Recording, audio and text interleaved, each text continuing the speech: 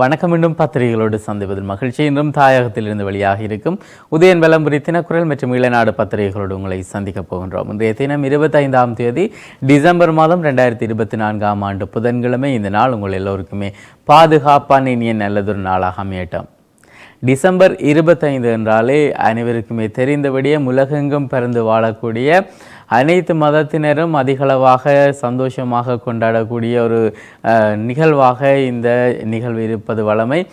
இந்த தடவையும் அதே போல் இலங்கை முழுவதிலும் கொண்டாட்டம் களை கட்டி இருக்கிறது என்றே சொல்லிவிடலாம். காரணம், கிறிஸ்மஸ் தொடர்பான மக்களினுடைய பின்னூட்டல்கள் அதிகளவாக நல்ல விடயங்களை சுமந்து வருவதாகவே அமைந்திருக்கிறது. அதே போல் தொடர்ந்தும் எங்களுடைய நாட்டிலே சுபீட்சம் நிறைந்து இருக்க நாங்களும் எங்களுடைய சார்பாக கிறிஸ்மஸ் நல் வாழ்த்துக்களை தெரிவித்து நிற்கின்றோம். இன்றைய பத்திரிகைகளை நாங்கள் எடுத்து நோக்கின்ற போது இலங்கையினுடைய அரசாங்கம் சார்பாக பல்வேறு கருத்துக்கள் முன்வைக்கப்பட்டாலும் அதிலே சில கருத்துக்கள் உண்மைக்கு புறம்பானவையாக இருக்கிறது, தமிழ் மக்களை பாதிப்பதாக இருக்கிறது. இதற்கு கனடா அரசாங்கம் தமிழ் மக்களோடு நிற்கிறது. எனவே தமிழ் மக்களுக்கு என்றாவது ஒரு நாள் சிறந்த விடயங்கள் நடைபெறும் என்கின்ற நம்பிக்கைகள் வெளியிடப்பட்டிருக்கிறது. கனடா அரசுக்கு நன்றி தெரிவிக்கப்பட்டிருக்கிறது. அவை சார்ந்த விடயங்களை நாங்கள் இன்றைய பத்திரிகைகளிலே விரிவாக பார்க்க இருக்கிறோம். அதே போல கச்சைதீவு தொடர்பான விடயங்கள் நேற்றைய பத்திரிகைகளில் நாங்கள் பார்த்திருந்தோம். திமுக கச்சைதீவை மீளப்பெறுவது தொடர்பாக தங்களுடைய நிலைப்பாட்டை வெளிப்படுத்தியிருந்தார்கள். தங்களுடைய சபைகளிலே அது தொடர்பாக தீர்மானம் நிறைவேற்றியிருந்தார்கள். ஆனால் இலங்கையிலே அது தொடர்பான எந்த விடயங்களும் கோரப்படவில்லை. கச்சைதீவை மீள ஒப்படைக்குமாறு இந்தியாவினால் கோரப்படவில்லை என்கின்ற விடயங்கள் வெளிப்படுத்தப்பட்டிருக்கிறது. அதே நேரத்திலே பாதாள உலக குழுவை ஒடுக்குவதற்கான ஜனாதிபதியினுடைய நடவடிக்கைகள் தொடர்பாகவும் இன்றைய பத்திரிகைகளிலே பார்க்க முடியும். குறிப்பாக பல்வேறு விடயங்களிலே ஜனாதிபதி தன்னுடைய நிலைப்பாட்டிலே சில மாற்றங்களை கொண்டு வந்திருக்கிறார், அதனுடைய பார்வையை மாற்றியிருக்கிறார். எனவே இது பலருக்கு இடையூறாக இருக்கிறது. இறுதியாக பாதாள உலக குழு தொடர்பாகவும் வெளியிடப்பட்டிருக்கிறது கருத்துக்கள். எனவே இது எவ்வாறு எங்கே சென்று இந்த பிரச்சனை செல்ல போகிறது என்கின்ற விடயங்களை நாங்கள் பொறுத்திருந்து பார்க்க வேண்டியதாக இருக்கிறது. எனவே இந்த பத்திரிகைகளிலே பல்வேறு முக்கியமான விடயங்கள் இருக்கிறது. முதலில் நாங்கள் உதயன் பத்திரிகையை விரிவாக பார்க்கலாம். உதயன் பத்திரிகையின் தலைப்பு செய்தியாக இடம்பெற்றிருப்பது, கச்சதீவை இந்தியா மீள கோரவில்லை, கட்சிகளுடைய பேச்சு முக்கியத்துவம் பெறாது, அமைச்சரவை பேச்சாளர் தெரிவிப்பு என சொல்லப்பட்டதாக அந்த செய்தி அமைய பெற்றிருக்கிறது. கச்சதீவை மீள ஒப்படைக்குமாறு இந்திய அரசாங்கத்திடமிருந்து எந்த கோரிக்கையும் விடுக்கப்படவில்லை என்று அமைச்சரவை பேச்சாளரும் அமைச்சருமான நலிந்த ஜேதிச தெரிவித்தார் என அந்த செய்தியில் குறிப்பிடப்பட்டிருக்கிறது. நேற்று திமுக என்கின்ற கட்சி வெளியிட்ட கருத்து தொடர்பாகவே அந்த விடயமும் பேசப்பட்டிருப்பதாக தோன்றுகிறது. அதே நேரத்திலே உதயன் பத்திரிகையின் முன்பக்க செய்திகளிலே அடுத்த மாதம் முதல் டிஜிட்டல் அடையாள அட்டை என்கின்ற விடயம் சொல்லப்பட்டிருக்கிறது. யாழ்ப்பாணம் புனித மரியன்னை பேராலயத்திலே நேற்று நள்ளிரவு பாலன் பிறப்பு ஆராதனைகள் இடம்பெற்றிருக்கின்றன. அதன்போது எடுக்கப்பட்டிருக்கக்கூடிய புகைப்படம் இணைக்கப்பட்டதான செய்தியாக இன்றைய உதயன் பத்திரிகையின் முன்பக்கத்திலும் ஒரு செய்தியை பார்க்க முடிகிறது.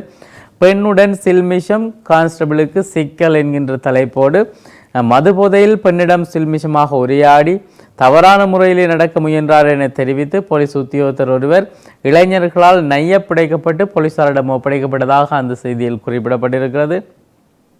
சவேந்திர சில்வாவின் பதவி பறிபோகிறது என்கின்ற ஒரு செய்தி தரப்பட்டிருக்கிறது. பாதுகாப்பு படைகளினுடைய பிரதானி அந்த பிரதானி அலுவலகத்தை இல்லாமல் செய்வதனூடாக சவேந்திர சில்வாவினுடைய பதவியை பறிப்பதற்கு தேசிய மக்கள் சக்தி அரசாங்கம் திட்டமிட்டிருப்பதாக கொழும்பு ஆங்கில ஊடகம் ஒன்று செய்தி வெளியிட்டிருக்கிறது. சவேந்திர சில்வா என்பவர் எம்மால் மறக்க முடியாத ஒரு நபர். இலங்கையிலே இடம்பெற்றிருக்கக்கூடிய யுத்தத்திலே அவருடைய பங்கும் இருந்திருக்கிறது. அதன் பின்னரும் கொரோனா கால பகுதிகளிலும் அவருடைய செயற்பாடுகள் இருந்திருக்கிறது. இப்பொழுதும் இது தொடர்பாக பல்வேறு நிலைப்பாடுகள் இருக்கிறது. கடந்த ஜனாதிபதி பிரதமர்கள் கடந்த காலங்களில் இருந்திருக்கக்கூடியவர்களுக்கும் இவருக்கும் ஒரு நெருக்கமான உறவு இருக்கிறது என்கின்ற விடயங்களும் பேசப்படுவது வழமை. அந்த விதத்திலே இவ்வாறான ஒரு செய்தி இன்றைய தினம் பார்க்க முடிகிறது. மீனவர் கைதுகளை உடன் நிறுத்துக ஜெய்சங்கருக்கு ஸ்டாலின் கடிதம் என்கின்ற விடயம் சொல்லப்பட்டிருக்கிறது. இலங்கை பத்திரிகைகளிலே இரண்டாவது தினமாகவும் தொடர்ச்சியாக இந்த செய்திக்கு முக்கியத்துவம் கொடுக்கப்படுகிறது. நேற்று கச்சதீவு தொடர்பான விடயங்களுக்கும் இன்றைய தினம் மீனவர் கைது தொடர்பான விடயங்களுக்கும் திமுக முக்கியத்துவம் கொடுத்திருப்பது இலங்கை பத்திரிகைகளிலும் முக்கியமாக தரப்பட்டிருக்கிறது. நாடு முழுவதிலும் உருவாக உள்ள புகைத்தல் தடை வலயங்கள் என்கின்ற தலைப்போடு செய்தி பார்க்கப்படுகிறது. நாடளாவிய ரீதியிலே 200 புகைத்தல் தடை வலயங்கள் உருவாக்கப்பட்டுள்ளது என்று பொது சுகாதார பரிசோதகர் சங்கம் தெரிவித்திருப்பதாக அந்த செய்தி நகர்கிறது. தவறான முடிவெடுத்து குடும்பஸ்தர் உயிரிழப்பு என்கின்ற செய்தி நாங்கள் வளமையாக பேசுவது போல பத்திரிகைகளிலே இவ்வாறான ஒரு செய்தி நாளந்தும் பார்க்கக்கூடியதாக இருக்கிறது. இது எங்களுடைய நாட்டுக்கு நல்லதல்ல. காரணம், இவ்வாறு தவறான முடிவெடுப்பது நாட்டிலே இருக்கக்கூடிய சில தவிர்க்க முடியாத காரணிகளாலும் இருக்கலாம். எனவே கோண்டாவிலை சேர்ந்த குடும்பஸ்தர் ஒருவரே இவ்வாறு தவறான முடிவு எடுத்திருக்கிறார். 42 வயதுடைய குடும்பஸ்தர் ஒருவரே இவ்வாறு உயிரிழந்திருக்கிறார். இந்த விடயம் இப்பொழுது விசாரணைக்கு முற்படுத்தப்பட்டிருக்கிறது. தமிழக மீனவர்கள் 7ஆம் தேதி வரை மறியலில் என்கின்ற ஒரு விடயம் பார்க்கப்படுகிறது. அதாவது இலங்கை கடற்பரப்பிலே அத்துமீறி மீன்பிடி நடவடிக்கையில் ஈடுபட்ட குற்றச்சாட்டிலே தலைமன்னார் கடற்பரப்பிலே நேற்று முன்தினம் கைது செய்யப்பட்ட தமிழக மீனவர்கள் 17 பேரும் விளக்க மறியலில் வைக்கப்பட்டிருப்பதாக அந்த செய்தியில் சொல்லப்பட்டிருக்கிறது. அதே நேரத்திலே கணவன் மனைவி விபத்திலே காயம், இந்த விபத்துக்கள் சார்ந்த செய்திகளும் நாங்கள் தொடர்ச்சியாக நாளாந்தம் பார்க்கக்கூடிய செய்தியாக இருக்கிறது. இதுவரை இந்த வருடம் இதுவரை 2200க்கு அதிகமானவர்கள் இந்த விபத்து காரணமாக உயிரிழந்தும் இருக்கிறார்கள். மதுக்கடைகளை மூடக்கோரி கிளிநொச்சியிலே போராட்டம். ஆரம்ப காலங்களிலே கிளிநொச்சிகளிலே எவ்வாறு இந்த மது பாவனைகள் இருந்தது, இப்போது எவ்வாறு இருக்கிறது என்கின்ற விடயங்களை நாங்கள் கிளிநொச்சியை கடந்து செல்லும் போது பார்த்துவிட முடியும். அந்த அளவுக்கு தடைக்கு விழுந்தால் மதுபான கடை என்று சொல்கின்ற அளவுக்கு கிளிநொச்சியிலே இப்பொழுது மதுபான கடைகளுடைய எண்ணிக்கைகள் அதிகரித்திருக்கிறது. இதற்கு அந்த பிரதேசத்தை சேர்ந்த அரசியல் செய்பவர்களும் ஒரு காரணியாக இருக்கிறார்கள் என்கின்ற விடயங்களை வலியுறுத்தி 30 வருட போராட்டத்துக்குள் இந்த போராட்டத்துக்கு பின்னர் 36 மதுபான சாலைகள் என்கின்ற ரீதியிலே அங்கே பேசப்பட்டு சில பதாதைகள் எழுந்தப்பட்டதையும் பார்க்க முடிந்திருந்தது. பார்ப்போற்றும் மண்ணை பார் திறந்து பாழாக்குகிறீர்கள் என்கின்ற விடயங்களும் அங்கே குறிப்பிட்டு காட்டப்பட்டிருக்கிறது. அதே நேரத்திலே அத்துமுறாமல் இருந்தால் ஏன் அவியலை பிடிக்க போயினம் என்று ஒரு தலைப்போடக்கூடிய செய்தி. அதாவது முச்சந்தி முறையுடைய கருத்து அங்கே மீனவர்கள் கைது செய்யப்படுவது தொடர்பான செய்தியோடு கூடிய செய்தியாக அந்த செய்தியும் இடம்பெற்றிருக்கிறது. இந்திய மீனவர்கள் அத்துமீறுகின்ற விடயம் தொடர்பாக பேசப்பட்டிருக்கிறது. அதற்கு கருத்து தெரிவித்திருக்கிறார் முச்சந்தி முரளி.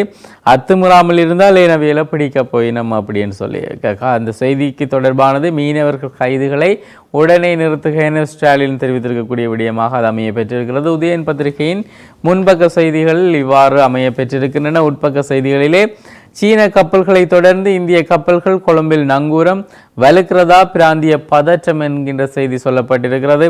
அதாவது இந்தியா சென்றிருக்கக்கூடிய ஜனாதிபதி அவர் தெரிவித்திருந்தால் இந்தியாவினுடைய பாதுகாப்பு தொடர்பாக இலங்கையினுடைய நிலைப்பாடு மிகவும் உறுதியாக இருக்கும்.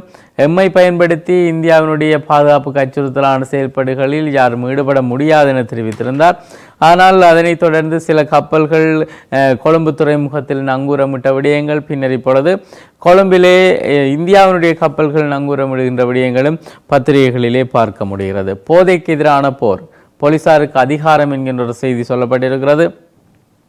போதைப் பொருளை நாட்டிலே இருந்து ஒழிப்பதற்காக போலீசாருக்கு முழு சுதந்திரம் வழங்கப்பட்டிருப்பதாக பொதுமக்கள் பாதுகாப்பு மற்றும் நாடாளுமன்ற அலுவல்கள் பிரதி அமைச்சர் சுனில் வட்டகல தெரிவித்திருப்பதாக அந்த செய்தி நகர்கிறது. அதே நேரத்திலே பாதாள உலக குழுக்கள் ஒடுக்கப்படும் என்கிற விடயம் சொல்லப்பட்டிருக்கிறது. நாட்டிலே நடைபெற்றிருக்கக்கூடிய பல்வேறு நிகழ்வுகள் புகைப்படங்களாக்கப்பட்டு செய்திகளாகவும் தரப்பட்டிருக்கின்றன.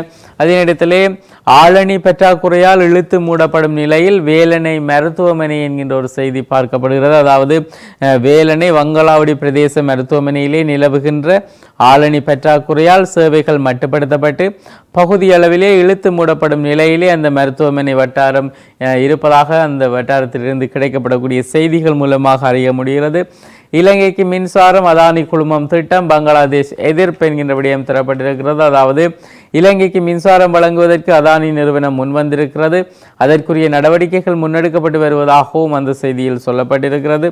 அதே நேரத்திலே பல்வேறு முக்கிய செய்திகளையும் இன்றைய பத்திரிகைகளில் பார்க்க முடிகிறது. இன்றைய தினம் புதன்கிழமை என்பதால் உதயன் பத்திரிகையிலே சஞ்சிகைகளும் இணைக்கப்பட்டிருக்கின்றன. அதே போல ரூபவாகினியுடைய தலைவர் ராஜினாமா என்கின்ற ஒரு விடயம் பார்க்க முடிகிறது. அதாவது ரூபவாகினி தொலைக்காட்சியினுடைய தலைவர் பதவியிலிருந்து கலாநிதி செனேஷ் பண்டார திசநாயக்க ராஜினாமா செய்திருப்பதாக அந்த செய்தியில் குறிப்பிடப்பட்டிருக்கிறது. அனுரகுமர திசநாயக்க ஜனாதிபதியாக பதவியேற்ற பின்னர் அவருடைய தொலைக்காட்சியின் தலைவராக, அதாவது இந்த ரூபவாணி தொலைக்காட்சியினுடைய தலைவராக அவர் நியமிக்கப்பட்டதாகவும் கடந்த செப்டம்பர் மாதம் 25ஆம் தேதி அவர் நியமனத்தை பெற்றுக்கொண்டதாகவும் சொல்லப்பட்டிருக்கிறது. அவர் இப்போது ராஜினாமா செய்வதாகவும் செய்திகளிலே பார்க்க முடிகிறது. வலம்புரி பத்திரிகையை பார்க்கலாம். தலைப்பு செய்தியாக தரப்பட்டிருப்பது பாதாள உலக குழுவை ஒடுக்க நடவடிக்கை, அமைச்சர் நலிந்த ஜேதிஸ் என்கின்ற ஒரு விடயம் தரப்பட்டிருக்கிறது. மீண்டும் தலை தூக்கும் பாதாள உலக குழுக்களை ஒடுக்குவதற்கான தேவை இப்பொழுது நடைபெற்றுக் கொண்டிருக்கக்கூடிய அரசியல் செயல்பாடுகளிலே மீண்டும் தலை தூக்காத வண்ணம் இந்த பாதாள உலக குழுக்களை ஒடுக்குவதற்கு நடவடிக்கை எடுக்க வேண்டும் என்கின்ற விடயங்கள் வலியுறுத்தப்பட்டு நலிந்த ஜேதிச பல விடயங்களை பதிவு செய்திருந்தால் அவை ஒரு பகுதி இன்றைய தினம் பத்திரிகைகளிலே பார்க்க முடிகிறது. ஜனாதிபதி நிதியத்தில் முறைகேடு, விசாரணைகள் ஆரம்பம் என்கின்ற செய்திகள். அதாவது ஜனாதிபதி நிதியத்திலே கடந்த காலங்களிலே ஏதேனும் முறைகேடுகள் நடந்து கொண்டுள்ளதா என்பது குறித்த குற்றப்புலனாய்வு திணைக்களத்துடைய விசாரணை தொடர்பாக அந்த செய்தியில் குறிப்பிடப்பட்டிருக்கிறது. ஜனாதிபதி நிதியத்திலிருந்து பல மில்லியன் ரூபாய்கள் பலருக்கு கொடுக்கப்பட்டிருக்கிறது. அவற்றை நாங்கள் கடந்த நாட்களிலே பத்திரிகைகளிலே பார்த்திருந்தோம். 15 மில்லியன், 30 மில்லியன் என பல்வேறு நபர்களுக்கும் அதிகளவான நிதி வழங்கப்பட்டிருக்கிறது. இதில் முறைகேடு இருக்கிறதா என்கின்ற விடயங்களையும் ஆராய வேண்டியதாக இருக்கிறது. புதிய அரசமைப்பு நிறைவேற்றப்படும், அரசு எந்த விதத்திலும் பின்வாங்காது, பிரதி அமைச்சர் நாமல் கருணாரத்ன தெரிவித்திருக்கக்கூடிய விடயம் தரப்பட்டிருக்கிறது. அந்த புதிய அரசியல் நிறைவேற்றப்படுவது தொடர்பாக நாங்கள் நேற்றைய முன்தினங்களிலும் பத்திரிகைகளிலே விரிவாக பார்த்திருக்கின்றோம். சாவகச்சேரி போலீஸ் பிரிவில் பகல் வேளையிலே வீடு புகுந்து துணிகரமாக திருட்டு சம்பவம் ஒன்று பதிவாகி இருக்கிறது. அந்த செய்தியோடு மேலும் ஒரு செய்தி பார்க்க முடிகிறது. யாழிலே பெண்ணிடம் தகாத முறையிலே நடந்த போலீசார் பொதுமக்களால் நையப்புடைப்பு என்கின்ற ஒரு செய்தியாகவும் அந்த செய்தி அமைய பெற்றிருக்கிறது. அரச ஊழியர்களுக்கு சம்பளம் அதிகரிப்பு, பிரதி அமைச்சர் அனில் ஜெயந்த என்கின்ற விடயங்கள் தரப்பட்டிருக்கின்றன. வழங்கியிருக்கின்ற வாக்குறுதிகளை அனுர் அரசு சாத்தியமாக்குவது சவாலானது, இலங்கைக்கான முன்னாள் இந்திய உயர்ஸ்தானிகர் தெரிவித்திருக்கக்கூடிய விடயங்கள். அதே நேரத்தில் யாழ் பேருந்து நிலையத்திலே சாரதி நேர காப்பாளர் மீது மர்ம நபர்கள் தாக்குதல் என்கின்ற செய்திகளும் தரப்பட்டிருக்கின்றன. மன்னாரிலே 17 இந்திய மீனவர்கள் கைதாகி இருக்கிறார்கள். மின்சார சபையிலிருந்து பணி நீக்கம் செய்யப்பட்ட 62 பேர் மீண்டும் சேவையில் என்கின்ற செய்திகள். அதாவது கடந்த அரசாங்க காலப்பகுதியிலே மின்சார சபையை தனியார் மயமாக்குவதற்கு எதிராக போராட்டத்தில் ஈடுபட்டமைக்காக பதவியிட நீக்கம் செய்யப்பட்டிருந்தவர்கள் மீண்டும் பதவியிலே இணைக்கப்பட்டதாக அந்த செய்தியில் சொல்லப்பட்டிருக்கிறது. இது வலம்புரி பத்திரிகையின் முன்பக்க செய்திகள். உட்பக்க செய்திகளிலே எல்லை தாண்டிய குற்றச்சாட்டிலே நடப்பாண்டிலே 554 இந்திய மீனவர்கள் கைதாகி இருக்கின்ற விடயம் வெளிப்படுத்தப்பட்டிருக்கிறது. அதே நேரத்திலே சண்டிலிப்பாய் சந்தியிலே மோட்டார் சைக்கிள் விபத்து, தம்பதியினர் படுகாயம் என்கிற செய்திகள். அதே நேரத்திலே மதுபான சாலைகளை மூடுமாறு கோரி கிளிநொச்சியிலே கண்டன பேரணி. கிளிநொச்சியில் அதிகரித்த மதுபான சாலைகளை மூடுமாறு கோரி கண்டன பேரணி ஒன்று முன்னெடுக்கப்பட்டிருக்கிறது. ஜனாதிபதிக்கான மகஜர் ஒன்றும் கையளிக்கப்பட்டிருக்கிறது. அதே நேரத்திலே உட்பக்க செய்திகளிலே பாதிக்கப்பட்ட விவசாயிகளுக்கு இழப்பீட்டு அமைச்சரவை அதுக்கான அனுமதி வழங்கி இருக்கிறது. கிளிநொச்சி மாவட்டத்திலே மீனவர்களுக்கு மீன்பிடி வலைகள் வழங்கி வைக்கப்பட்டிருக்கிறது. அதாவது சீன அரசாங்கத்தால் வழங்கப்பட்ட மீன்பிடி வலைகள் கிளிநொச்சி மாவட்ட மீனவர்களுக்கு வழங்கும் பணி நேற்று முன்னெடுக்கப்பட்டதாக அந்த செய்தியில் சொல்லப்பட்டிருக்கிறது. பல்வேறு பிரதேசங்களுக்கும் இந்த மீன்பிடி வலைகள் வழங்கப்பட்டிருக்கிறது. அதிலே மன்னார் பகுதி மீனவர்கள் நன்றி தெரிவித்த விடயங்களையும், வடக்கை சேர்ந்த குறிப்பாக யாழ்ப்பாணத்தை சேர்ந்த மீனவர்கள் அதற்கு எதிரான சில கருத்துக்களை வைத்திருக்கக்கூடிய விடயங்களையும் நாங்கள் காணொளிகள் மூலமாக பார்க்க முடிந்திருந்தது.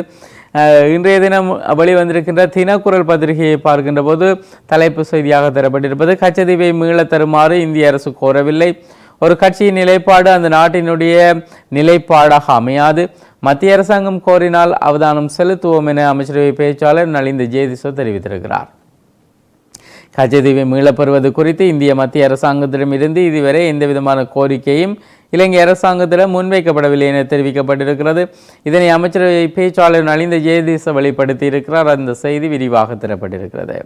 கடவுச்சீட்டு அலுவலகம் யாழிலும் திறக்கப்படும். யாழ் மாவட்டத்திலே கடவுச்சீட்டு அலுவலகம் ஒன்றை உருவாக்குவதற்கு தீர்மானித்துள்ளதாக தேசிய மக்கள் சக்தியின் யாழ் மாவட்ட பாராளுமன்ற உறுப்பினர் இளங்குமரன் தெரிவித்திருப்பதாக அந்த செய்தி நகர்கிறது. பெண்களுக்கு பாலியல் துன்புறுத்தல் நயப்படைக்கப்பட்ட KKS போலீஸ் உத்தியோகத்தர் கைது என்கின்ற விடயம் சொல்லப்பட்டிருக்கிறது.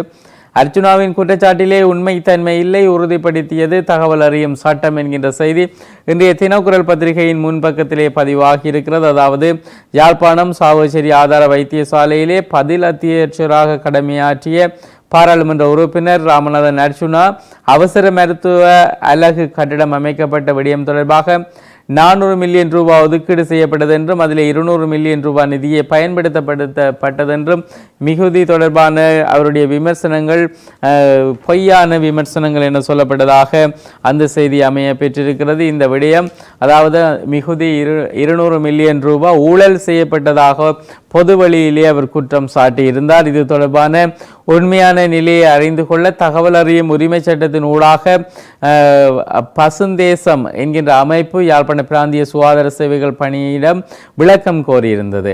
அதற்கான பதில் அனுப்பப்பட்டிருக்கிறது. அதிலே சாவச்சேரி ஆதார மருத்துவமனையிலே அவசர மருத்துவ அலகு கட்டடம் அமைக்க 400 மில்லியன் ரூபாய் ஒதுக்கீடு செய்யப்படவில்லை. சாவச்சேரி ஆதார மருத்துவமனையிலே அவசர மருத்துவ அலகு கட்டடம் அமைக்க குறிப்பாக 5 ஆண்டு திட்டத்தில் தான் இந்த கட்டுமான வேலை இடம்பெற்றதாகவும் இதற்கு தனியான திட்டம் போடப்படவில்லை எனவும் சொல்லப்பட்டதாக அவர்கள் தங்களுடைய விளக்கங்களை வழங்கியிருக்கிறார்கள். சாவச்சேரி ஆதார மருத்துவமனையிலே அவசர மருத்துவ அலகு கட்டிடம் அமைக்க 2015ஆம் ஆண்டு அதாவது 15 மில்லியனில் ஆரம்பித்து கட்டம் கட்டமாக அந்த ஒதுக்கீடு செய்யப்பட்டிருக்கிறது. இந்த நிலையில் பாராளுமன்ற உறுப்பினர் ராமநாதன் அர்ச்சுனா அவசர மருத்துவ அலகு கட்டிடம் அமைக்க 400 மில்லியன் ரூபாய் ஒதுக்கீடு செய்யப்பட்டது என்றும் அதில் 200 மில்லியன் ரூபாய் நிதியை பயன்படுத்தப்பட்டது என்றும் கூறியிருப்பது உண்மைக்கு புறம்பானதென அரசாங்கத்தினுடைய தகவல் அறியும் அந்த உரிமையினூடாக அந்த சட்டத்தினூடாக கேட்கப்பட்ட கேள்விக்கு இப்பொழுது விளக்கம் வழங்கப்பட்டிருக்கிறது. அந்த செய்தி இன்றைய தினம் தினக்குரல் பத்திரிகையிலே முன்பக்கத்திலே பதிவாகி இருக்கிறது. வர்த்தக ஸ்தாபனம் நஷ்டம், உரிமையாளர் உயிர் மாய்ப்பு, கோண்டாவில் பகுதியிலே சம்பவம். யாழ்ப்பாணத்திலே புகைப்பட நிறுவனம் ஒன்று நஷ்டமடைந்தமையால் அதன் உரிமையாளர் நேற்று தவறான முடிவெடுத்து தூக்கிட்டு உயிர் மாய்த்திருக்கிறார். கோண்டாவில் வடக்கு கோணேஸ்வரர் அதாவது கோண்டாவில் வடக்கில் இருக்கக்கூடிய முக்கியமான ஒரு பகுதி. அந்த பகுதியில் இருக்கக்கூடிய கடந்த காலங்களிலே மிகவும் பிரபலமாக இருந்த புலவர் வீடியோ என்று சொல்லப்படக்கூடிய குறித்த அந்த நிறுவனத்தினுடைய உரிமையாளரே இவ்வாறு உயிர் மாய்த்ததாக அந்த செய்தியில் சொல்லப்பட்டிருக்கிறது. அதே நேரத்திலே மருத்துவ சேவை குறைப்பால் மூடப்படுகின்ற அபாய நிலையில் வேலணை வைத்தியசாலை என்கின்ற செய்திகளும் மிகுதி செய்திகள் நாங்கள் ஏற்கனவே பார்த்த செய்திகளாக அமைய பெற்றிருக்கிறது. தொடர்ந்து ஈழநாடு பத்திரிகையை பார்க்கலாம். தலைப்பு செய்தியாக தரப்பட்டிருப்பது இலங்கை அரசின் இனப்படுகொலைக்கு தொடர்ந்து நீதி கோரி வருகிறது கனடா, பாராட்டி நன்றி கூறினார் ஸ்ரீதரன் எம்பி என்கின்ற விடயம் சொல்லப்பட்டிருக்கிறது. கச்சைதீவு குறித்து விவாதிக்க தயார் என்கின்ற விடயம் தரப்பட்டிருக்கிறது. தேசிய பாதுகாப்பு பற்றிய போதிய புரிதல் உள்ளதா என அரசை கேட்கிறார் நாமல் என்கின்ற செய்திகளும் இன்றைய தினம் முன்பக்கத்திலே பதிவாகி இருக்கிறது. அதாவது முன்னாள் ஜனாதிபதி மஹிந்த ராஜபக்ஷவின் இராணுவ பாதுகாப்பு நீக்கப்பட்டமை பாரதூரமானது எனவும் அரசாங்கமே அதற்கு பொறுப்பு கூற வேண்டும் என்றும் பாராளுமன்ற உறுப்பினர் நாமல் ராஜபக்ஷ தெரிவித்திருக்கிறார். அதே நேரத்தில் இலங்கை அரசினுடைய நிலை இனப்படுகொலை தொடர்ந்து அதாவது இனப்படுகொலைக்கு தொடர்ந்து நீதி கோரி வருகின்ற கனடா தொடர்பான விடயம் விரிவாகவும் தரப்பட்டிருக்கிறது. இலங்கையில் நடந்தது இனப்படுகொலை என்பதை பகிரங்கமாக ஏற்றுக்கொள்ளாமல் பின்வாங்கும் சர்வதேச அரங்கிலே தமிழ் மக்களுக்கு எதிராக இலங்கை அரசினால் நிகழ்த்தப்பட்டது இனப்படுகொலை தான் என்பதை தொடர்ந்து கூறி அதற்கான நீதியும் கோரி வரும் கனடா அரசாங்கத்துக்கு தமிழரசு கட்சியினுடைய பாராளுமன்ற உறுப்பினர் சிவஞானம் ஸ்ரீதரன் தனது நன்றியை வெளிப்படுத்தியிருக்கிறார். அதன்போது அவர்கள் சந்தித்த போது எடுக்கப்பட்டிருக்கக்கூடிய புகைப்படங்களும் இணைக்கப்பட்டிருக்கிறது. இலங்கை இந்தியா இடையிலான இருதரப்பு ஒப்பந்தத்துக்கு அனுமதி வழங்கப்பட்டிருக்கிறது. அவை சார்ந்த விடயங்கள் விரிவாக தரப்பட்டிருக்கின்றன. அரிசி இறக்குமதி தொடர்பான விடயங்கள் சொல்லப்பட்டிருக்கிறது. அரிசி இறக்குமதியானது அதனுடைய அனுமதியானது நீடிக்கப்பட்டிருப்பதான செய்தியும் சொல்லப்பட்டிருக்கிறது. அமைதியான நத்தார் பண்டிகை என்கின்ற விடயம் தரப்பட்டிருக்கிறது. நாடளாவிய ரீதியிலே கிறிஸ்தவ மக்கள் நத்தார் பண்டிகையை நேற்றிரவு அமைதியாக கொண்டாடியதாக அந்த செய்தியில் சொல்லப்பட்டிருக்கிறது. யாழ் மாவட்டத்திலும் கடவுச்சீட்டு அலுவலகம் இளங்குமரன் எம்பி உறுதி என்கின்ற செய்தி தரப்பட்டிருக்கிறது. மிகப்பெரிய பொய் கூறி ஆட்சி அமைத்துள்ள அனுர அரசு ஐக்கிய மக்கள் சக்தி குற்றச்சாட்டு. ஐக்கிய மக்கள் சக்தி எதிரணியில் இருக்கின்ற நேரத்திலே அவர்களுடைய கருத்துக்களும் எதிர்கருத்துக்களாகவே அமைகிறது. சர்வதேச நாணய நிதியத்துடனான ஒப்பந்தத்திலே மாற்றங்களை ஏற்படுத்த போவதாக மிகப்பெரிய பொய்யை கூறி அரசாங்கம் ஆட்சி அமைத்துள்ளதாக ஐக்கிய மக்கள் சக்தி நாடாளுமன்ற உறுப்பினர் ஹர்ஷ டி சில்வா தெரிவித்திருக்கிறார். இதே நேரத்திலே சுகாதார சேவைகள் அடிப்படை உரிமம் பிரகடனப்படுத்த அரசாங்கம் திட்டம் என்கின்ற விடயம் தரப்பட்டிருக்கிறது. பாதாள உலக குழுக்கள் முற்றாக ஒடுக்கப்படும் என்கின்ற விடயங்கள். அதே நேரத்திலே இந்த வருடத்தில் மட்டும் 554 இந்திய மீனவர்கள் கைதாகி இருக்கின்ற விடயங்களும் இன்று ஈழநாடு பத்திரிகையின் முன்பக்கத்தில் பதிவாகி இருக்கிறது. உட்பக்க செய்திகளிலே தென்மராட்சியிலே தொடர்கிறது சட்டவிரோத மண் அகழ்வு என்கின்ற விடயம் தரப்பட்டிருக்கிறது. சித்திரை புத்தாண்டுக்கு முன்னர் உள்ளூராட்சி தேர்தல் நடக்காது அடித்து கூறுகிறார் கமன் பிள்ளை என்கின்ற செய்தி சொல்லப்பட்டிருக்கிறது. இவை இன்றைய பத்திரிகைகளில் இடம்பெற்றிருக்கக்கூடிய முக்கியமான செய்திகளாக அமைந்திருக்கின்றன. நாளாந்தம் உதயன் விளம்பரி தினக்குரல் மற்றும் ஈழநாடு பத்திரிகைகளோடு உங்களை சந்தித்து வருகின்றோம். இன்றும் முக்கிய செய்திகளை தந்து விடைபெறுகின்றோம். விடைபெறும் நான் கோஸ்டனுடைய கலையத்திலே சிவம் அவர்கள் இணைந்திருக்கிறார். மீண்டும் பத்திரிகைகளோடு உங்களை சந்திக்கிறோம். நன்றி.